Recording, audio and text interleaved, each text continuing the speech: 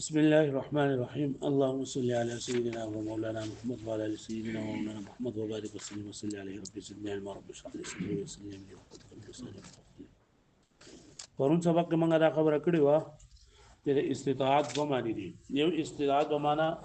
سلامت الالات والاسباب دي، او یو هغه استطاعت ته کوم چې د فعل سره دا سلامت الالات والاسباب دا د فعل نه مخکې وي، او دا قدرت مجازي معنی ده. او دویم د قدرت حقيقي معنی ده چې هغه د فعل سره بالکل یوځای وي، چې کله هغه بنده د حاصل وي دا بنده د فعل مکلف ته او کني جو بیا د مکلف. نو زمونږ مقصد دغه دار مذهب دار اهل سنت والجماعت ته چې دا استطاعت او دا قدرت د فعل سره یوځای وي، د فعل سره یوځای وي. ځکه چې دا استطاعت یو خو عارض دی، دا اصل نه موندل کېږي، دا به د فعل سره یوځای موندل کېږي. او دویم دا ده چې دا د جمهور علما کرام په نسبت باندې دا د فعل لپاره شرط دی، علت نه دی، یا بار شرط دی. نه به دې سره یوځای به وي چې سو پورې لکه دا شرط وي د استطاعت وي جو فعل به وي، چې استطاعت نه وي جو فعل بنې. لکه دې مثال له په ماته ویلو لکه د مانځه لپاره او د سین دا شرط دی، نو سو پورې چې او د سوي مونږ وي چې او د نه جو مونږ وا نه. بیا په دې باندې اعتراضات، یو اعتراض هغوی دا کړو د معتزله چې ته تیرا د فعل نه مخکې د طاقت ضرورت نشته لري، د قدرت او استطاعت ضرورت نشته لري، بلکې د فعل سره به وي. نو بیا دا بنده چې مخکې ورته د فعل نه مخکې ورته قدرت او استطاعت نشته لري، نه دا ثواب او عذاب ولې ورکول کېږي. بیا نو موږ دا جواب ورکړو چې دا استطاعت هغه صفت ده چې الله تعالی را پیدا کړی د اکتساب فعل په وخت چې کله بنده د فعل د کولو اراده او قصد وکي، نو الله تعالی دغه اختیار ورکي. نو کدا خپل اختیار په صحیح طریقه باندې استعمال کو نو د مدح او د ثواب مستحق دی، او کدا د بدکار د ناکاره کار قصد وکړو او الله تعالی ته د لکه اختیار ورکړو هغه استعمال نکو، نو داغه د خیر هغه فعل ځای کو او شر واغستو، نو هغه په اختیار باندې د مذمت دغه د مذمت او د عقاب مستحق دی. بیا وایي چې استطاعت لري دا عرض دی، او عرض لري دا د لپاره دا خبر ضروري چې دا په فعل سره یوځي وي، ځکه عرض لري دا په غیر د محل نه چرنده نه موندل کیږي. او کته وی چې دا عرض مخکې پکار دی، استطاعت مخکې پکار دی، نو عرض خود خپل نه مخکې نه کیږي. او بل چې لکه د فعل نه مخکې استطاعت چرنده دغه شو چې فعل بیا لازمي کې په انسان باندې بغیر د قدرت نه دا محال دی. بیا به اعتراض دا دی وای کچرته دا خبره ومنل شي دا چې د اعراض د بقا دا مستحیل او دا محال ده، نو بدی کو نزا نشته لري چې دا عرض د کې تجدد راځي، یعنی یو لاړ شي یو عرض لاړ شي بل شي هغه یو منټ لاړ شي بل منټ راشي بل منټ لاړ شي بل منټ راشي. نو ستانه موږ د پوس کو چیرې دا کم دغه چې شوی د کم وخت چې تیر شو، نو دغه د فعل سره دغه عرض ته د فعل سره دغه استطاعت ته د فعل سره یوځای منی کړه منی. نو کته سره یوځای منی نو خو زمونږ خبره دا خو بیا ومنله، او کته سره یوځای نه منی نو د دې لپاره ته چیرې د دې لپاره مخکې بل مثال لذي نو د کم استطاعت راغله د سره خو فعل نه راغله، او کم فعل راغله د سره استطاعت نشته. نو بیا خو ته موږ د دې وضاحت وکړه، ته موږ د بیان وکړه. اوس دغه اعتراض کوم دی کنه چې وی چیرې اعراض د بقا چې دا محال ده او په امکان تجدد کې دا رضا نشته ده. نو دې خبرې ته نه دا صاحب د کفایي یو جواب ورکړل، خو جواب چې کمزور نه دی چې وفيه نظرونه جواب دا ورکړل دی وای کچرته منګه دا فرض کو چیرې دا مخکنه قدرت چرنده دا باقی ده د وخت د فعل پورې، یعنی مخکې قدرت چې دی انسان ته کوم حاصل هغه د وخت د فعل پورې باقی ده، یا خو په تجدد د امثال سره لګاغو چیرې دا نوې مثال چرنده پک دقیقي، او یا موږ وایو چې دا غشتا دغه چرنه عرض دا باقی ده. نو کچته دوی چیرې په مخکنی کې د دغه سره د فعل چرنده یو ځای شوی دی، دغه استطاعت سره د فعل یو ځای شوی دی، نو تاسو بیا خپل مذهب پر خود ځکه تاسو مذهب خدا دی چې د فعل نه مخکې با استطاعت پکاروي، او دغه استطاعت د فعل سره یو ځای شو. او کته وی چې نه د دې فعل سره یو ځای نه مخکې دی، نو بیا خو لکه دا اصل تحکم دی، زبردستی ده او ترجیح بلا مرجح ده، ځکه کوم استطاعت چې مخکې هغه وسیل دی لاول سره د فعل نه وځي ورسره سره فعل یو ځای کې، نو دغه خو لکه سفر مرق نشته ده. خو چونکې دا خبره کمزوري ده نه دی وفيه نظر دا دې پور وای به مخکې. واما ما يقال او هغه چې ویلې شوی دي چا ویلي دي صاحب د کفایه د دغه معتزله په جواب کې دوی لو فرضنا بقاء القدرة السابقة الى آن الفعل کچرته منګه فرض کو د بقا د مخکینی قدرت د وخت د فعل پورې یعنی د فعل د کول پورې هغه وخت کې مخکینی دا منګه مخکینی طاقت او مخکینی قدرت مخکینی استطاعت دا منګه فرض کو د فعل د وخت پورې اما په تجدد الامثال یا په تجدد امثال سره چاغو یو ختم شو بل شروع شو بل ختم تو بل شروع شو د معتزله په باندې واما بالاستقامه بقاء الاعراض او یا ردی ودینا چې مخکینه عرض سره دا باقی او د فعل سره یو ځای مونږ لګیږي نو فان قالوا بجواز وجود الفعل بها في الحاله الاولى نو کچته دا معتزله وای چې د لاولنی سره په لاولنی حالت کې دا فعل موجودیدل چې دا جایز دي مطلب دا کنه چې د فعل د فعل د استدعاء سره یو ځای کېدل ضروری دي نو بیا خو تاسو خپل مذهب پرې خو ځکه تاسو مذهب د معتزله مذهب خدا له چې دا استدعاء د فعل نه مخکې پکار دی او دا مسلک دا لري چې دا استطاعت د فعل سره یو ځای پکار دی نو که تاسو وایئ چې د دې استطاعت سره دا فعل یو ځای دی نو بیا خو تاسو خپل مذهب پرې خو د مذهب یو اختیار کو بیا خبره صحیح شو واښوي فإن قالوا كجردوا بجواز وجود الفعل جائز دی موجودیدل الفعل په دې سره په حالت اوله کې په اولین حالت کې فقط ترکوا مذهبهم نو دوی قودو مذهب خپل ولی حيث جوزوا مقارنه الفعل القدره زکه چې دوی دا فعل د قدرت سره یو جائز وګڼو او فعل د قدرت سره جائز ګڼل فعل د قدرت سره یو ځای کړل دا نو مذهب دی دا مذهب نه وإن قالوا بامتناعه او كجردوا چې دا وایي چې فعل سره دا قدرت چې دا یو ځای نه نه بلکې استطاعت مخکې او فعل دی یو ځای دی نو ته تمنګ وای چې دا خو ترجیح بلا مرجح ده ځکه مخکې قدرت په دې قدرت کې هیڅ فرق نشته نو ته هغه سره ولې فعل نه لګي او د دې سره ولې فعل لګي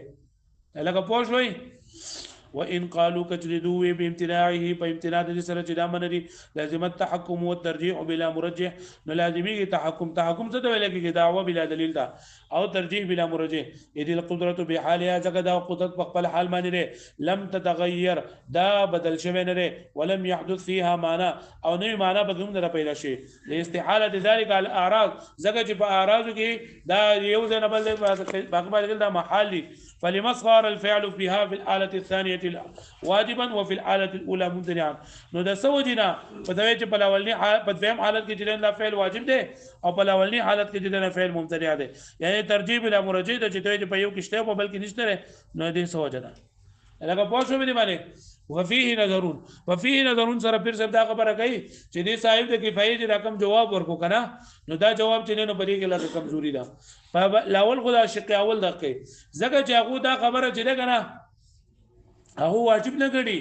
چې دا قدرت د فعل نه مخکې به دا واجب نه ګڼي بلکې هغه جایز ګڼي کچرته هغه واجب ګڼل جو بیا وستاره اولنې جواب سیو او د دویم جواب دویم شق چې د کړه نو باید دویم شق هم صحیح نه دی ځکه چې لکه کله کله د څه وشي کنه چې لکه ټول دغه چې نه موجود وي شرایط موجود وي لیکن مانع پکې موجود وي معنی پکې موجود نو په لاولې کې او چې ځکه فعل نه واقع شوی چې دلته هغه شرایط د تاثیر شته او معنی پکې دی او په دویم کې معنی نه نو ځکه فعل نه واقع شوی نو دا جواب ته کمزور نه لای کمزوري ته اشاره وکړه ففيه نظر پدې کې نظر ده لأن القائلين دا جواب د شق اولنا لکه هغه بدل کړو چې صاحب د کفایت په خبرې کړې چې یو خدا خبره چې ته چې را دا فعل د فعل بقا د وخت پورې چې د استطاعت بقا د وخت پورې د فعل د وخت پورې چې دا ضروری ده نیا کومه سره تاسو کو چیرې په دای کې په مخکینی کې دا فعل جایز ده که جایز نه ده نو خپل مذهب یې پر خو ده کنه د دوی چې مذهب په تعالی پر خو ده او دوباره مذهب پر خو دو دا کوم په تعالی غو چې کړه دوی واجب ګڼل او حال چې دوی واجب نه ګڼي بلکې څه ګڼي جایز ګڼي جایز او واجب او جایز کې فرق ده واجب دا چې د دین علاوه بل شند نشي راتله او جایز دا چې د څومره راتله شي دینه بغیر عمر راتله شي لأن القائلين بكون الاستطاعة قبل الفعل ځکه هي کسان چې هغه وایي چې استطاعت د فعل نه مخکې پکار دی لکه معتزله لا يقولون هغه دا نه وایي بامتناع المقارنة الزمانية چې دا د فعل د استطاعت سره یو ځای مقارن کېدل چې دا منه دي دسي نوي وبأن كل فعل يجب او هر فعل يجب ضروري ده هر فعل لپاره ضروري ده ان يكون بقدره سابقه عليه بزمان البته چې دا بلې قدرت مخکوي په زمانه باندې خامخه دسي هغه نوي کدو دسي ویلې نو يمتنع حدوث الفعل في زمان حدوث القدره نو من کېدو با حدوث د فعل دا په زمانه کې په زمانه د حدوث قدرت کې مقرونه بجميع الشرائط چې مقرون دي په ټول شرایط سره یو ځای دي په ټول شرایط سره ولانه يجوز لدينا الدم شک جواب ورکړي چې ته چې دا فعل لاغیزه په دغه مخکنی قدرت کې نه واقع شي په مخکنی استطاعت کې نه واقع شي ورسره واقع شي نو دوی چې په دې استطاعت کې او په استطاعت کې فرق نشته نو دا خو ترجیح بلا مرجح ده ملک ولدي جواب ورکړي چې لکه دا جایز نه ده کې چې په لولني حالت کې شرطونه چې دا منتفي شوي یا به مانع موجود وي او په دویم کې ځکه فعل شوی دی چې مانع پکې نشته شرطونه پکې ټول موجود دي لکه پوه شوي نو د شرطونو د موجودولو د وجې نه هم چې نه دا فعل کله واقع کېږي نه واقع کېږي ولانه يجوز دویم دا چې جایز دي اي يمتنع الفعل چې منع شي فعل في الحاله الاولى په اول حالت کې لانتفاء شرط ووجود مانعين ځکه چې شرط منتفي دی او مانع موجود دی او يجب في الثانيه او په دویم کې دا کار لازم دی لتمام الشرائط ځکه چې شرایط په ټول موجود دي مع ان القدره التي هي صفه القادر او سره دې چې قدرت هغه صفت د قادر دی په ځوانو حالتونو کې برابر دی ومن ها هنا درین اوس دا پته ولګی دا کنه چې بعض کسان وایي چې د فعل د کېدو لپاره دا ټول شرایط دا موجودیدل پکار دي او مانع منع کېدل پکار دي او بعض دې سری چې بای کې لکه شرایط د منتفی کېدل او مانع موجودیدل دا چې نه دا پکې دي ومن ها هنا ذهب بعض دريو د بعض کسان تللی یعنی فخر الدین رازی رحمت الله علیه الى انه دي خبر ده ان اريد بالاستطاعه القدره المستجمعه لجميع شرائط التاثير فالحق انها مع الفعل والا فقبله نو امام رازی رحمت الله علیه وی چې هغه قدرت چې هغه ټول شرایط له رجمه کوونکی وي او مانع پکې ممتنع وي نو بدغه وخت دا د فعل سره یو ځای کېدل پکار دي او کچرته د قدرت چې بای کې ټول شرایط نه نو جمع او د قدرت چې بای کې مانع موجود وو نو هغه د فعل نه مخکې پکار دی لکه پوه شو به باندې واما امتناع بقاء الاعراض د دې ځنه بل خبره کوي دا وی کنه چې تاسو مخکې ویل کنه چې را اعراض د یو ځنه بل ځای پورې چې دا باقی پاتې کېدل داګه ممتنع دي دوی دا خبره چې دا لګه ګرانه ده ځکه اول به درې خبرې باندې داګه نه بعد به بیا خبره باندې چې بقاء اعراض کې نشته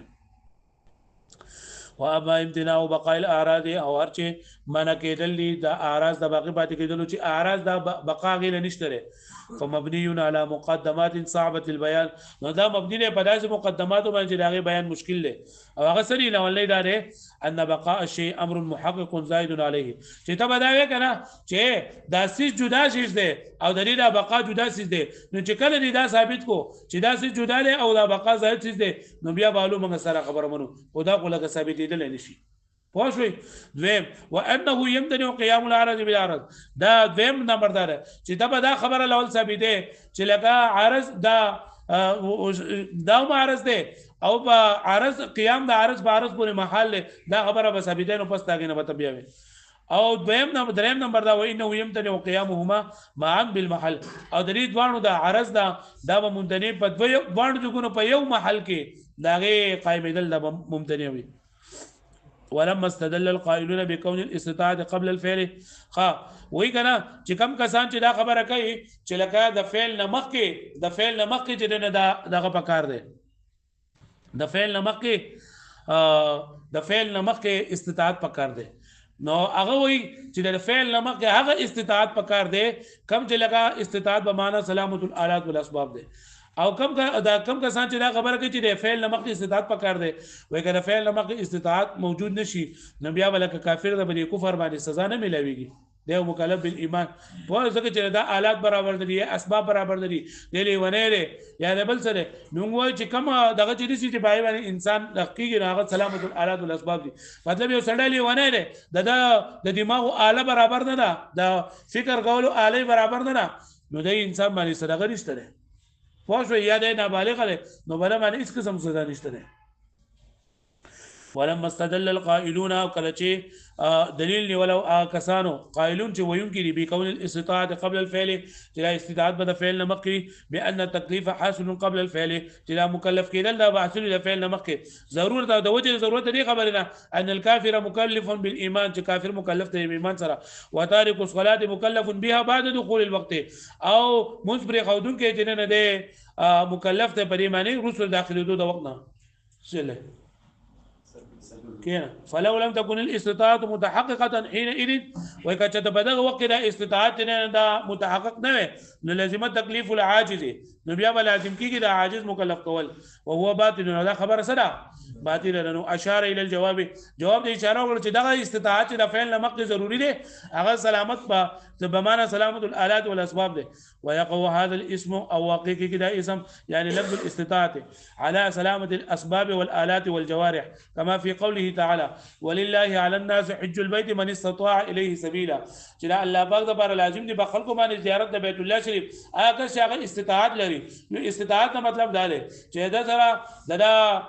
وجودم برابر وي د سره زنانه وي د سره محرم رشتہ دارو وي د سره پیسې وي او بل څه سره وي دا مطلب دی لکه پوه شو مې باندې خاجي وزديدنا اقوا دا خبره کوي کنه چې ته چیرې استطاعت نه د مکلف صفت ده استطاعت دا سره دا مکلف سبب ده او سلامت الالات والاسباب دا مکلف صفت نه نه نو ته څنګه پرې پوری چې دا دغه صفت چې د استطاعت صفت د استطاعت هغه تفسیر ته بری سره کې واښو مې باندې یعنی استطاعت دا مکلف صفت ده او سلامت الالات والاسباب دا مکلف صفت نه نه نو د مکلف د صفت ته پرې سره څنګه کې واښو مې باندې نو موږ وایو چې اگر چې په دې باندې ډایرکټ چلندا نه درکېږي بلکې د استطاعت د مکلف کېدو لپاره استطاعت ضروري دی او د استطاعت مطلب دا د متعلق دی او د یو متعلق دا هغه متعلق کېدی شي او صرف فرق بغیر چې په استطاعت سره انسان متصف کېدی شي لکه الانسان مستطيع او په دغه سره په دې سره دا نشي مشتق کېدی دغه سره السلام عليكم الاسباب سره فإن قيل كجدول شيء الاستطاعة صفة المكلف استطاعت دا خود مکلف صفت ته لګري چې لګيږي الانسان مستطيع